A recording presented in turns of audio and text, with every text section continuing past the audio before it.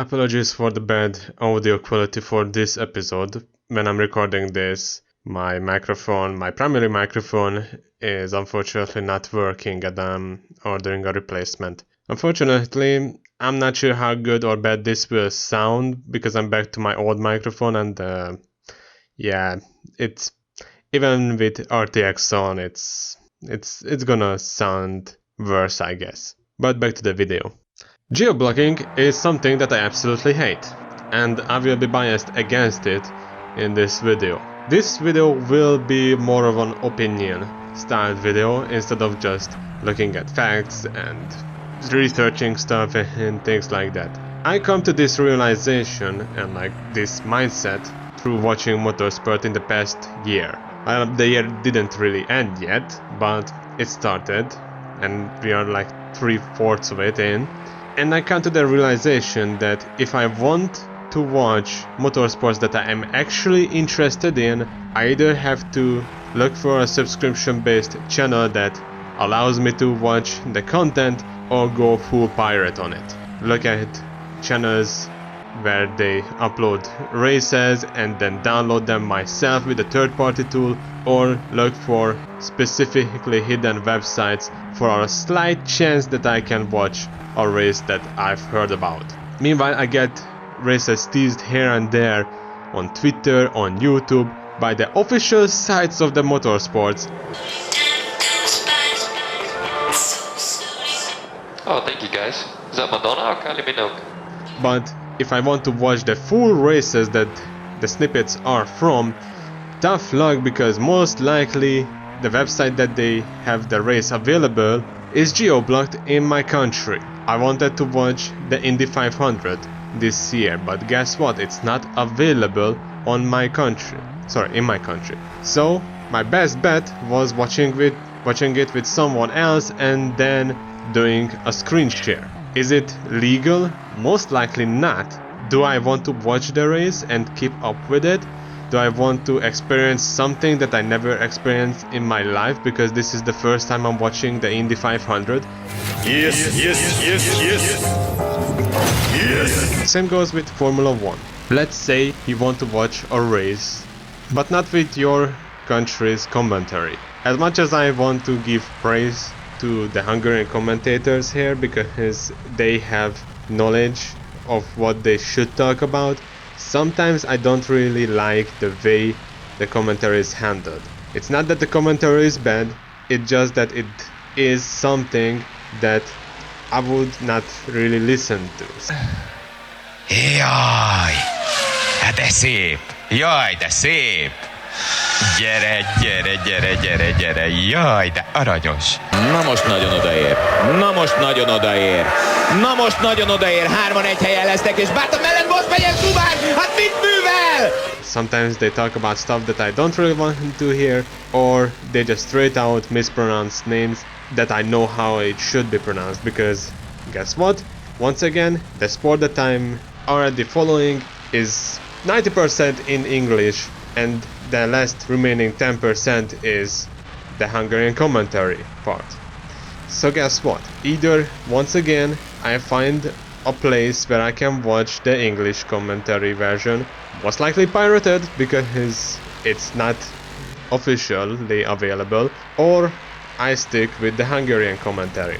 And what about streaming sites? You know, there's F1 TV, there's Hulu, there's Geo. I'm not sure if Hulu is part of this, but you get the point. There's ESPN, there's IMSA, all of these other sites. Well, some of these sites are perfectly fine with most users if they are from the specific area that it's made for. Once again, Geo is not available in Hungary because it's an all-Australian website. ESPN is not available in Hungary without a VPN. Do I want to pay for a VPN and then pay for a subscription-based website? Both of them taking up a price every month? If there's no other option, then I can say yes. But unfortunately, I live in a country where the currency is dropping by each month. Well, the value of it. So in my case, piracy might be an option that both in short and long term can work out a lot better. But why do I make this video? Why is there just me talking about this? Do do I have any point to make here? Well, even if I don't have a point to make here, I can still tell my things. I can raise a point here that geo-blocking motorsport, especially in these times, is something that can hurt the luck of the sport. There are events like the 24 Hours of Le Mans, an event that I never watched before, but the official IMSA radio, Le Mans radio, was available for anyone to listen to. Now, if we stick to officially, publicly available sources, in that case, my only option would have been to sit down in front of the TV, look at the Eurosport channel, which in our case is Eurosport 2, and then try to sync up the Le Mans radio with the Eurosport 2 channel's commentary, and then mute the TV. Sounds complicated, sounds time consuming, and for many people it would not worth the time. Instead of that, I ended up looking at sites once again to watch a race that I never experienced with others. Because once again, motorsport is more enjoyable if you aren't watching it alone.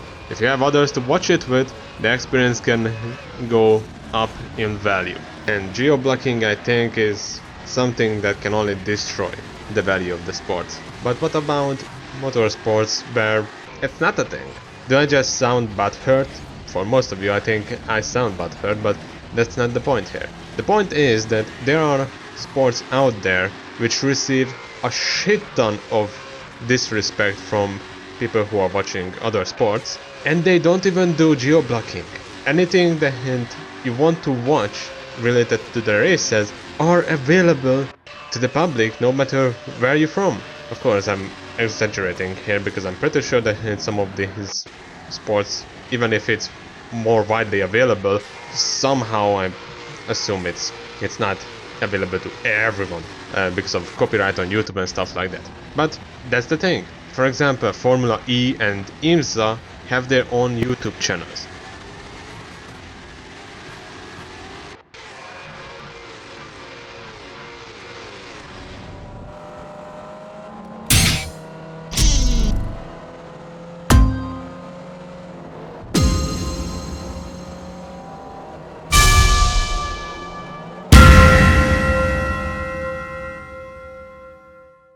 And both the main and the extra contents are available there for everyone. For example, GT World did the 8 hours of Indianapolis and any other race that was happening also freely on YouTube for everyone to watch. That is something that you don't really see from other channels really. And I'm saying channels, but I mean motorsport. Once again, F1 TV is not available in many sites. Other sports, including the Australian supercars, is also not available in a lot of cases because, like I mentioned, that Kaicho, for example, is the site that allows you to watch a lot of motorsport. It allows you to watch Formula 1, Formula 2, Australian supercars, the Ferrari Challenge, and many more. But once again, it's a subscription-based website that is strictly available to Australians. How do I know that? Well, you can guess it. But in the case of IMSA, Formula E, these two sports, oh, and also like Super Formula and GT500 on the race channel on YouTube, are sports that are the first sides of this realization, I think. There are sports out there which are not geo-blocked. But funnily enough, I don't think that many people realize this, and they just still go for sports which are oddly restricted in many cases. I can see the appeal of treating Formula 1 as a drama club. Once again, like races require a huge amount of expectations, and you have to look at it like it's a final boss fight all the time. You know, there's Hulkenberg who's returning without any practice whatsoever, and he does a fantastic job on the Nürburgring. But once again, you either watch it real time with your localized commentary, or you wait possibly days or weeks until it's available on a site that's not really legal, and then you download it for yourself or watch it there on the site. The experience is to a certain degree already broken. Meanwhile, you look at IMSA, you look at Formula E or Super Formula, GT500, anything on the race, or to a degree sim racing events, which are also available on multiple sites, both YouTube, Twitch, and most of this stuff is freely accessible to anyone to watch. I do mean it that this time, more than ever, it shows that geo-blocking can cause a pretty big effect on how someone looks at the sport. Because once again, I don't know how many times I'm praising these 4 sports here, and I didn't even see a full season of most of these. I watched a lot of Formula 1 as a kid, as a teenager, and now I'm trying to watch both Formula 1, 2 and 3. But guess what? I can't always do it legally.